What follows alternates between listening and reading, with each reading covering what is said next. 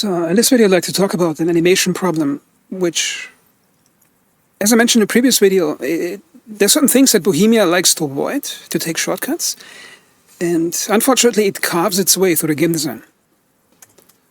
So in this video, it's going to be about animations. So have you ever wondered in this game, like especially in the 1.5 patch, why the game adds so many rocket launchers? For example, we had the M24 already was in the game. Then we had the RPG-7. And for this patch, they added, I think, what is it? They added the RPG-75, which is a Czech launcher. And they added a new launcher for the Soviet side, the RPG-22.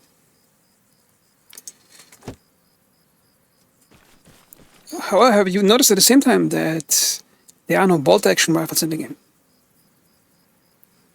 Like, I looked up what would be a sniper rifle that would be used in 1989 in a conflict like that.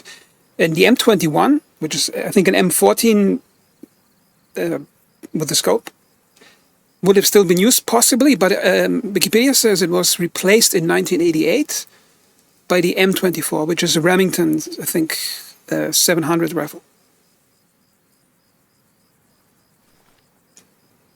And I think that's an indication that the developers are avoiding complex animation work when it comes to first-person weapons, and it affects the game now.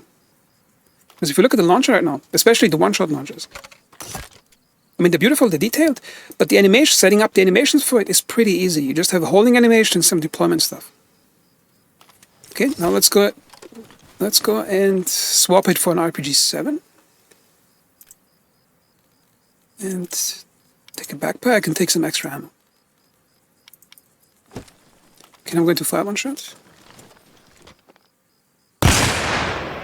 And I'm going to reload. Now, when I'm reloading, pay attention to the hand movement compared to the projectile as he's putting it into the pipe.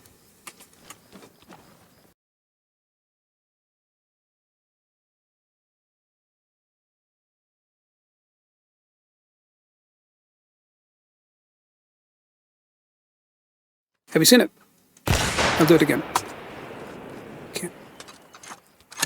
You see how the thing appears to slide on its own without the hand being attached to it?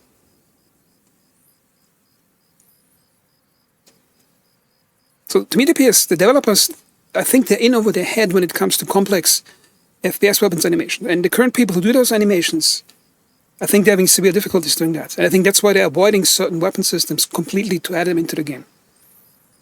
So for example, now, the counter-argument is, to be fair, they added a lot of really cool animations that are specific to vehicles. So, for example, and I think Reforger had it from release, when you get into a truck, you have these really nice, I think, Mocap animations where the character really gets into the thing.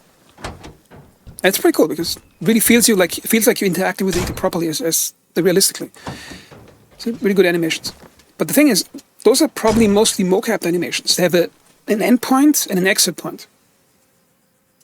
And the thing is, when you do animation work, when you're doing animation work, you can get mocap suits, you can have mocap studios, and sometimes you can even do mocap like without markers, some new technologies where you don't even have to have the actual truck, you can just build like a mockup, and then have animations that basically perform in a similar structure, and you can use that for the final thing. Because they probably had some type of American or Soviet trucks that they could go to a museum or some army base to check it. But I'm not sure if they would get access to, for example, an LRV-25. I'm not sure. But those are mocap animations. And the thing is, when you're doing hand animations, those are really complex animations. And they're currently mocap solutions where you can use like, they cost a few $1,000s, where you have like little gloves and they track the finger movement.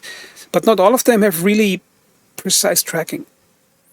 And that's exactly where the game is not at the quality level where you'd expect to be compared to other parts of the game. Because the animations for getting, for example, BDR are pretty amazing. But again, those are, I think, mocap end-to-end animations. See? Character goes in. So that's pretty cool that the game has that. Because no other game has like SWAT doesn't have that like that. I think only other games that do it that detailed are like Call of Duty and other games. Okay, let's get back out.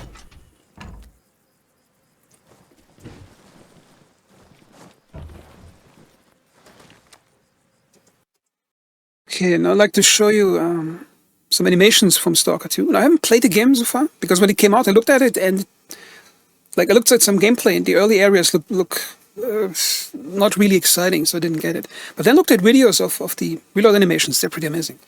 Now look at the reload animation, especially what happens to the projectile in the hand when he's reloading.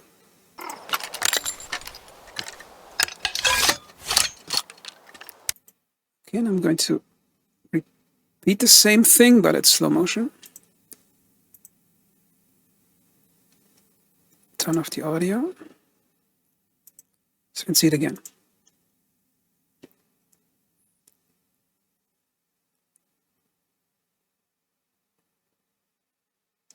You see, he's actually fumbling to get it in, which is realistic, because it's probably difficult to line it up to get in like that.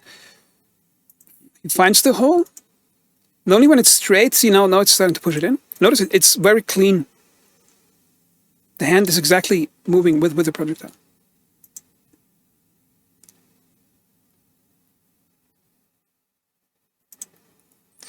And also the second animation I'd like to show you, which is a jamming animation. Now, Arma doesn't have jamming animations, but that's a bolt-action rifle. I think it's an M700. I think it's the bolt-action sniper rifle the American Army would have in 1989. And they did something pretty amazing with the animations in this game. Like, pay attention to the camera movement and how clean the animation is. Now, that's the M14, but let's wait for the M700. Okay, I was going to...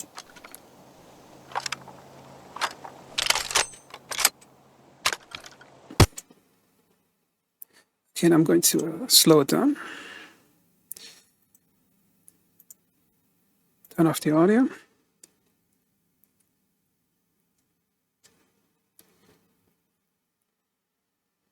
The good thing that it did is basically when there's a moment when there's some resistance on the object or some type of force being applied on the weapon, the camera vectors are so perfectly timed in speed and direction and the way they oscillate to give you the feeling of how stuck the bolt is. You can feel from the animation, you can just feel how stuck the bolt is, like how much force is required. And it's pretty amazing that they did that.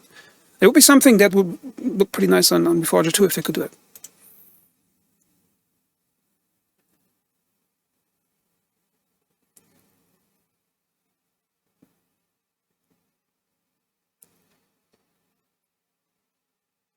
That's how the camera moves perfectly with it. Notice he adjusts the front grip of the hand, the left hand, to get a better leverage.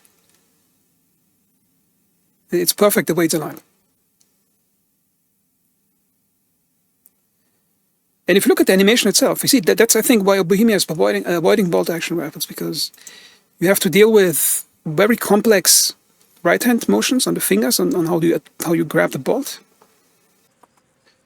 Now, one argument could be that a bolt-action rifle would only be recently available and it wouldn't fit into the scenario. But that wouldn't explain why we get an oversupply of rocket launchers. And the only explanation is rocket launchers are easier to animate, especially the one-shot launchers. So they're basically giving us too much of that stuff, even though it wouldn't matter that much in Reforger, because I think an HEDP rifle grenade will go straight through on both APCs, American and Soviet. So, and if the avoidance of certain weapon systems matches the complexity of the animations, then I think the Bohemia's tendency to avoid animation work is the reason why they're not doing it.